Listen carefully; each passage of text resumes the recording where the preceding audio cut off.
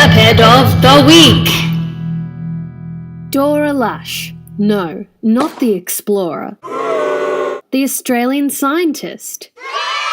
Dora Lush was born in Melbourne all the way back in 1910. There were no computers, no TVs, and not even any iPhones.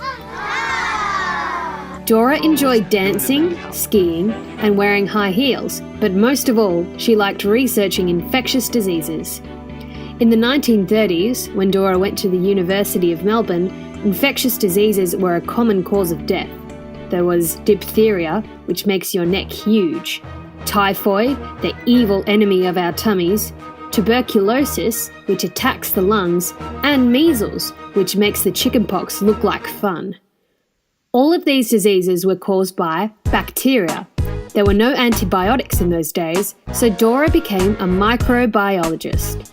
She began to study viruses in order to work out how to kill bacteria. She came up with innovative ways to grow viruses. She even worked out how to grow membranes just by using eggs. When World War II started, Dora began to research a disease that affected lots of Australian soldiers stationed in the South Pacific: scrub typhus. It came from being bitten by tiny insects that lived in heavy vegetation like reeds and shrubs. There were heaps of symptoms: fever, headache, muscle pain, cough, gastrointestinal symptoms, and rash. Dora was the leader of scrub typhus research. She received infected blood and injected it into mice so she could study how to stop it. It was dangerous stuff. One day in 1943, when Dora meant to inject a mouse, she accidentally pricked her finger. There was still no cure, so a few weeks later, Dora died.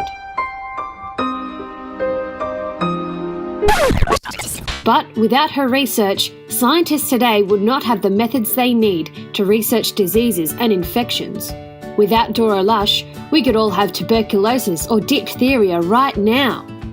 So thanks, Dora. Question time. Can you think of any other infectious diseases?